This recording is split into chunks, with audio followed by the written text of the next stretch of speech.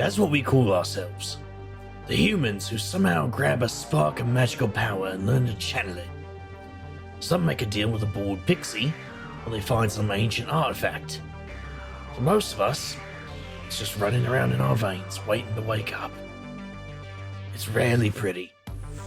You go to school as a regular kid, then suddenly you're shooting fire from your hands in the cafeteria. It's a shock for all parties involved. You torch the lunch lady, you turn your best friend into a goose, and next thing you know, the police are calling, and anyway, without warning, you're part of a world that you never knew existed. Sounds like a lark, yeah? Or Hogwarts and lightning thieves. The truth ain't so glamorous, friends. There's no train to whisk you away to magic school. It's just you and your power, screaming to get out. Ever told your dad that the family car has turned into a winged horse that can sing the entire Statler's Brothers catalogue? Ever have to tell a teacher that a pixie used your homework as a fire starter? Or tell a cop that a vampire's after you? Bet you that'll go just peachy. When Eris and I first met, we didn't talk much about her past, but I gathered that her home life was no picnic. I guess it was the usual story. Powers appear, parents freak out, doctors show up, you get an old priest and a young priest, rinse and repeat. I was one of the lucky ones. My mum knew what was going on when paper dolls began to dance across the kitchen table. She sat me down and helped me understand what I was going through. Gave me the old magical birds and bees talk. You fine folks have seen what the results of that are. I respected her choice not to tell. But ever since Sycorax woke up, Eris has been less of an outsider, just on the occasional case. More in the thick of it than ever. I'm having one of those dreams. Shade, you have to stop. It's one of those dreams where you're just floating on the surface of sleep, and you dream that you're in bed, trying to wake up. I don't know, maybe I'm actually awake. My entire body is radiating heat. Shapes are forming and dissolving around the bed. Somewhere, I can hear Eris. No, get back. I'm sorry. I don't know why she's so angry. Eris, wake up. There's something in the room with us. I'm sorry. I'm sorry. So sorry. I'm so sorry. Eris, we need to wake up. Something lightning fast swipes at me out of the darkness. There's a shape at the foot of the bed. A huge panther made of smoke and shadow. Green eyes peer out of its darkness. I should be terrified, but something in me recognizes the figure. Shade? No touch. Shade, it's me. Valentine. Valentine? Am I dreaming? I was gonna ask you the same thing. Shade is Eris's sister. She exists as a shadow. Usually, Eris is the only one who can talk to her. We met recently on her home plane while trying to defeat a giant snake. It's a long story. Valentine. Eris is frightened. Frightened? Of what? Everyone. No one? There are monsters in her dreams. I won't look at them. She doesn't like me to. But when her dreams turn dark, I keep watch. You're looking pretty scary yourself. This shape is necessary. I will protect her from anyone who would hurt her. Hurt us. She's only dreaming, Shade. Nothing can hurt her. Even as I said those words, I knew they were hollow. You haven't seen her dreams, Valentine. You don't know what's in there. Why don't you stand down and get some rest? I can protect her. Go on now, out of my dream, or I'll summon some abyssal magic and put rainbow nail caps on your paws. I shouldn't. There are rules. What rules, Shade? The rules. Eris's rules. How our magic is supposed to operate. It is my job to protect. I see. Well, thanks for not using me as a scratching post. Valentine? Yeah? Why are there little blue phone booths on your boxers? I'm British. It's legally required. You know what? Never mind. I'll give you rainbow-colored nail caps and an inflatable unicorn horn if you don't go. Now, let me wake her up. Nail caps? An inflatable unicorn horn? Just look up stupid cat outfits on the internet. First 2 results. Valentine, who are you talking to?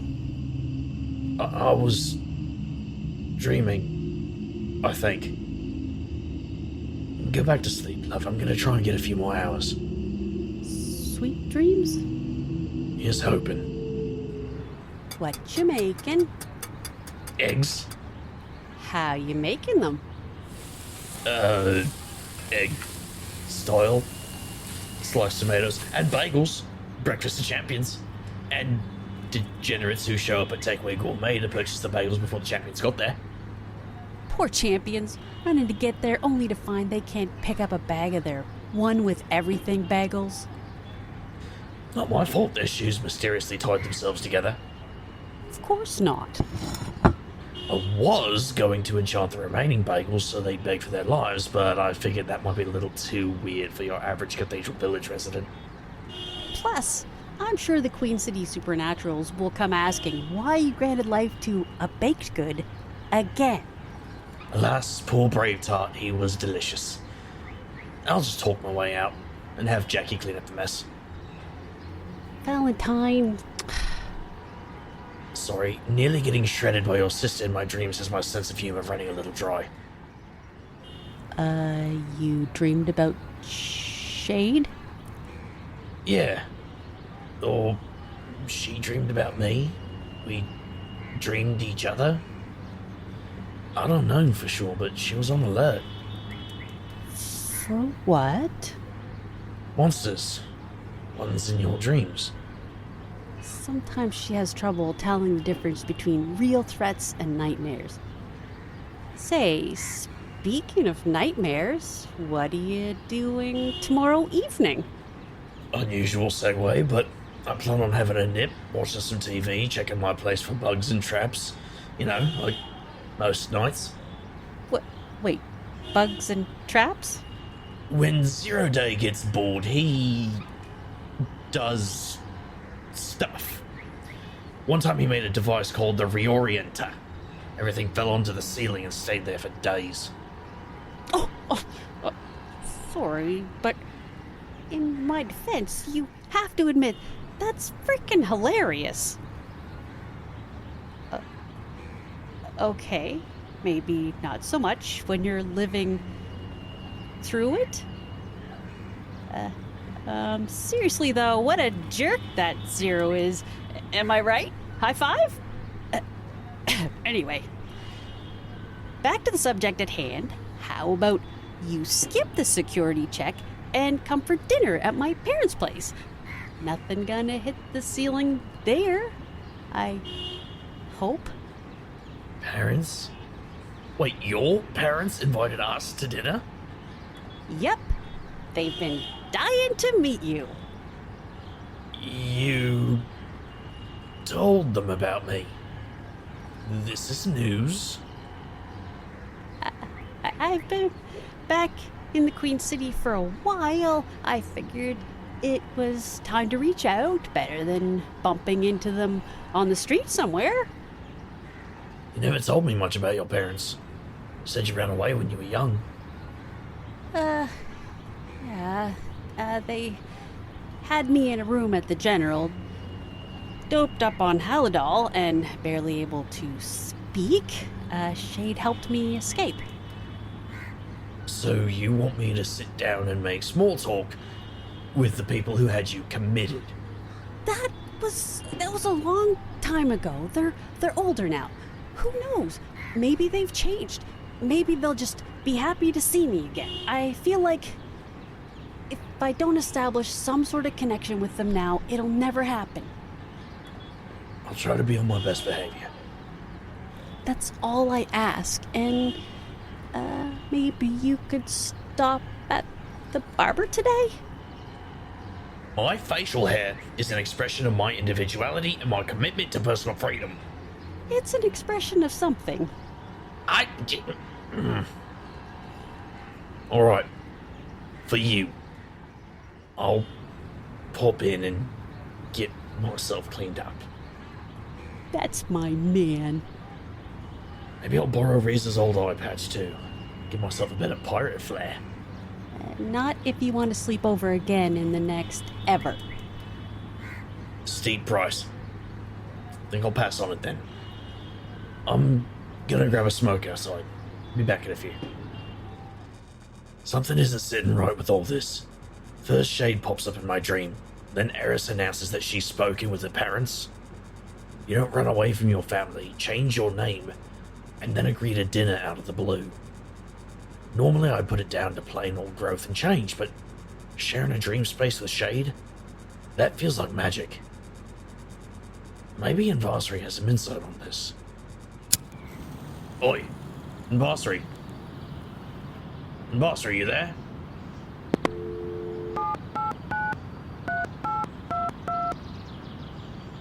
What the hell's? Hello. You have reached the mailbox of... Anvarsary, guardian of the abyss, possessor of minds, prisoner of... Wait. How much time does this thing give? Please leave your message after the tone. Beep. Anvarsary? This is... Valentine? I mean, obviously, it's Valentine. Who else is going to call? Wait, do other people have your number? How did you get a phone in my mind anyway? Hold on a sec. Where are you? Beep. We're sorry. The mailbox is full. Wait, what?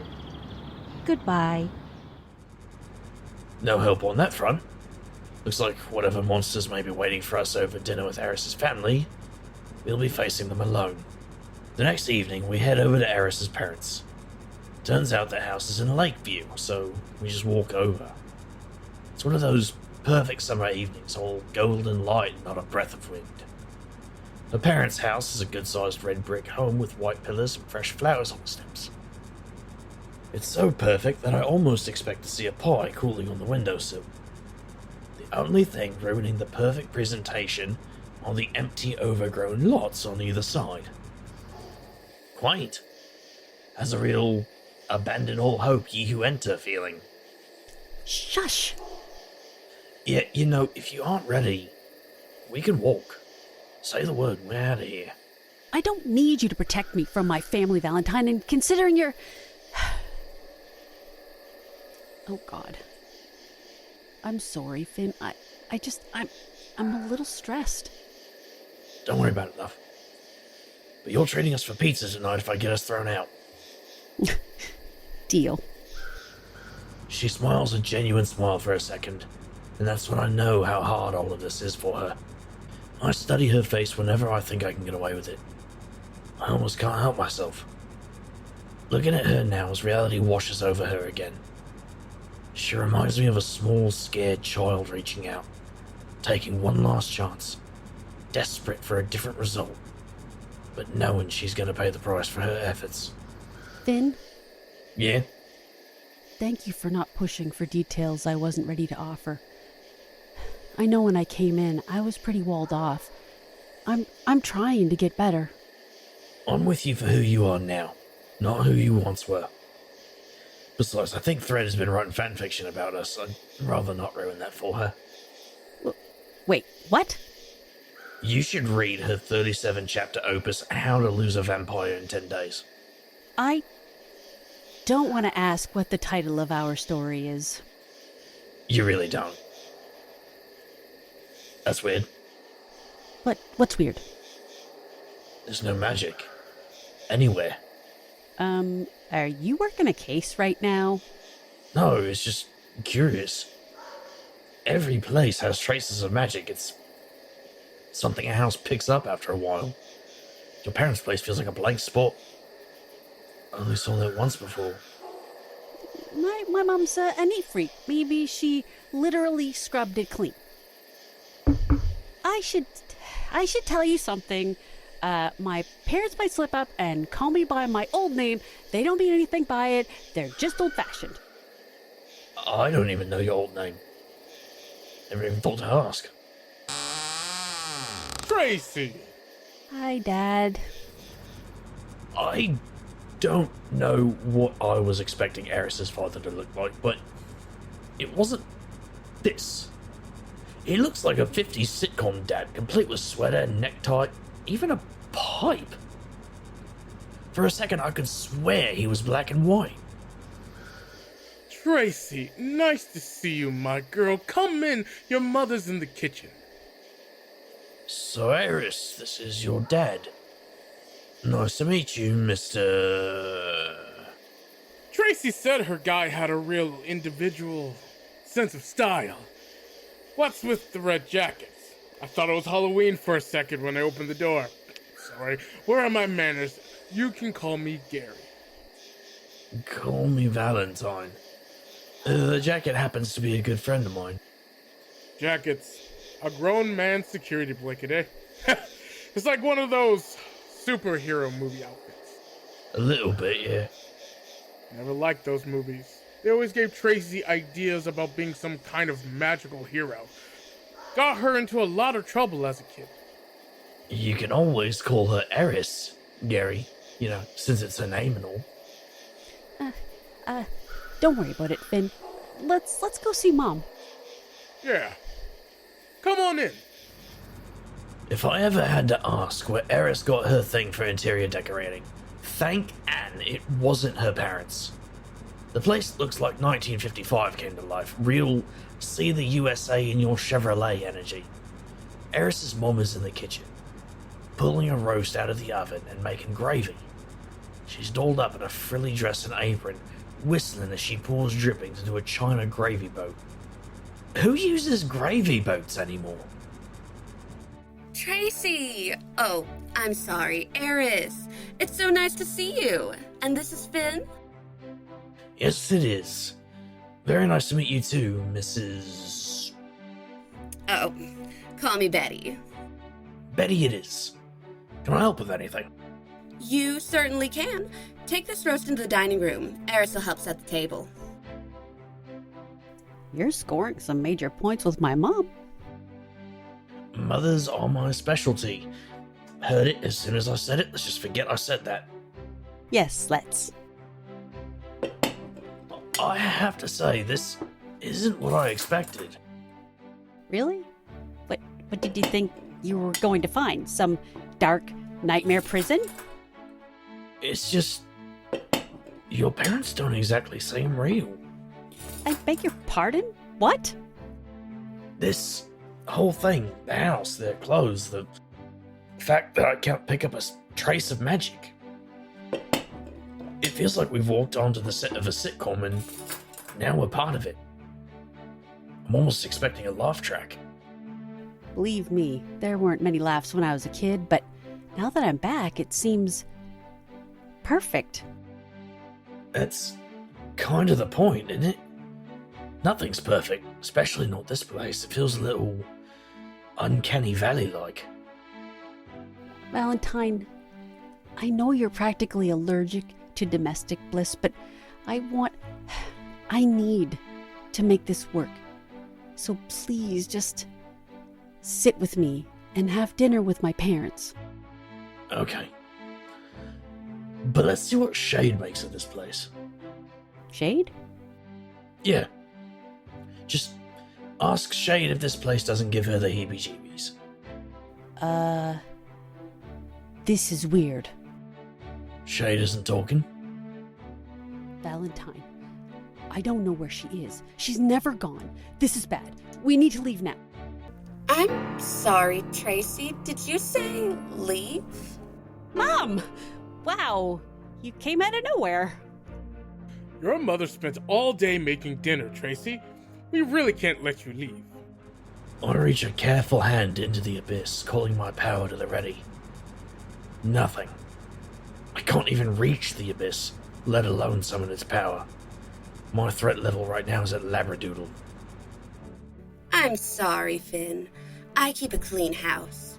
No dust, no dirt, and definitely no ants.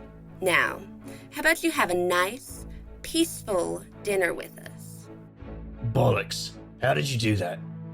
I told you, I keep a clean house. Let me guess. No magic allowed on the premises but yours, eh? Magic? You really are a match for my daughter, aren't you? Now, you two sit down. Your food will get cold. Sorry, Mom. We really need to leave. Eris, thinking we don't have much of a choice. Okay, we'll have dinner. We'll have dinner, but then we go. Of course, honey. Tell your boyfriend he can hang up his jacket. I'll keep it with me, thanks. Maybe in your home, you could wear anything you like at the dinner table. But here, there are rules. Now, go hang it up. Yes, ma'am. Eris, can you show me where the closet is? Yes, dear. Right this way. Until we figure out what's going on, we're stuck. You may be right. My parents were in full denial about magic all through my childhood. I don't know what's going on here. The house is warded. I'm completely cut off from the abyss. I can't even reach Invarsary. What are we going to do about my parents? First, I have to figure out how to restore my power. We'll help them after we get our magic back. Right now, we're stuck playing their game. Dinner time! Finn, wait. You have to... Just promise you won't leave me alone here, okay? Without Shade, I feel so alone. Wouldn't dream of leaving without you. It's okay, Eris. We're okay. Just take a deep breath, darling. Oh, there you are! Eat, eat! I spent all day putting this meal together. I'm not all that hungry, Mom. She used to never eat, just hid in her room with her imaginary friend. Dad, Valentine doesn't need to hear this. I don't mind. Gary, can you pass the chives? Here you go, son. Tracy had this imaginary friend who would go everywhere with her. She would try to get extra treats, pointing at her shadow and say, "Shade wants a cookie." She used to pull all sorts of pranks and blame it on her shadow. Dad, please. It wasn't so cute when Tracy got older, though. You're not supposed to have imaginary friends when you go to high school. It's not healthy. Dad, please stop. Please. Remember that fight or whatever it was at the dance? A lot of kids ended up in the hospital. We were so mortified. Betty, could you pass the salt? Here you go, dear. After that, we pulled her out of school. For everyone's benefit. Benefit? That's an interesting word choice. It didn't benefit me. Don't talk to your mother like that, Tracy. Eris, pass the gravy, would you? Glad you're hungry. Here. Thanks. Valentine, what are you doing with your food? Are you drawing something in the gravy? Glad you asked. See, there's an old dirt witch spell that involves fat of the land, binding materials, and an herb of clarity. It's a little off the shelf, but when in Rome, just add a little flame and viola. It reveals the truth of anything the smoke touches. Smoke billows up from my plate, filling the room. Thick black ichor begins to pool from Eris's parents' mouths. Their bodies start to elongate. Eyes start to blacken as their hair becomes gaunt and stringy. Their bones crack and lengthen as their true bodies emerge. The clothes stain and wither to tatters, leaving putrid skin underneath. Two monsters, 7 feet in length, stand across from us, wearing Eris's parents' faces. Oh boy. That was a cheap trick, son! Tracy, your boyfriend is such a disappointment. Sorry, we're not on the menu, Eris, run!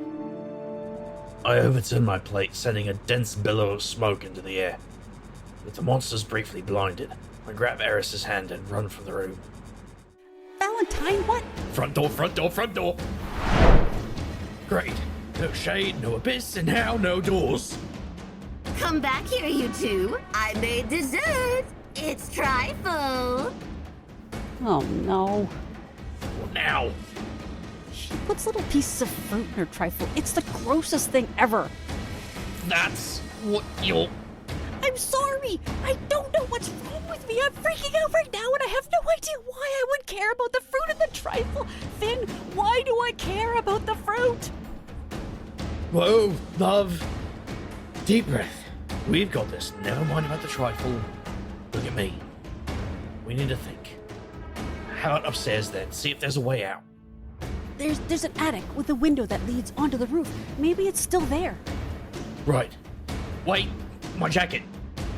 Holy snapping turtle farts! Are you for real right now? Your jacket? We're in a bit of a rush here, Finn. Is your jacket worth our lives? Trust me, this jacket has 1,001 uses. I remove a set of green pixie-sized glasses from one of the jacket pockets.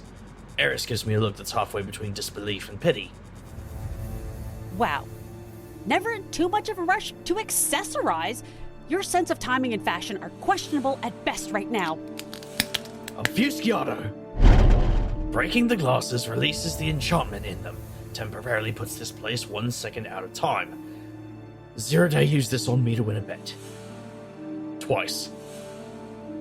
Gives us about 5 minutes before we sink back in with reality. What can we do in 5 minutes? We can figure out what's going on. Starting with why the hell's that knockoff Dirt Witch spell worked in the first place. It's a standard bit of natural magic. Pretty much anyone with a spark of magic can pull it off. Exactly. I said that there's no magic here. You couldn't talk to Shade, I couldn't call on the Abyss. I thought your parents were performing some high-level disenchantment or had some massive ward against magical energies, but there was something wrong with that idea, something that didn't add up. So I gambled on that little charm, and lo and behold, magic. So, if there's no magic, but you can work a magic spell... Then it's not them, it's us. We've had the wool pulled over our eyes. There's magic, sure, but we can't quite see it. So, how do we get the wool off? That sounded weird. You need to tell me everything. There's no way I'll be able to beat what's out there without knowing the truth. Okay. I feel sick. The truth it is. You have been listening to the Graveyard Tapes, Going Home, Part 1. Written by Dustin Gray. Story editor, Aidan Morgan. Edited by Nikki Ewart and Angela Dumoulin. Audio engineering by Robin of Psychonaudia. Produced by Brianna Jean Toiber. With the voices of Chase Hunter as Valentine, Nikki Ewart as Eris and Invasri, Christine Byerly as Shade, Pam Torgrimson as the Operator, Lamar Harris as Gary, Casey James as Betty.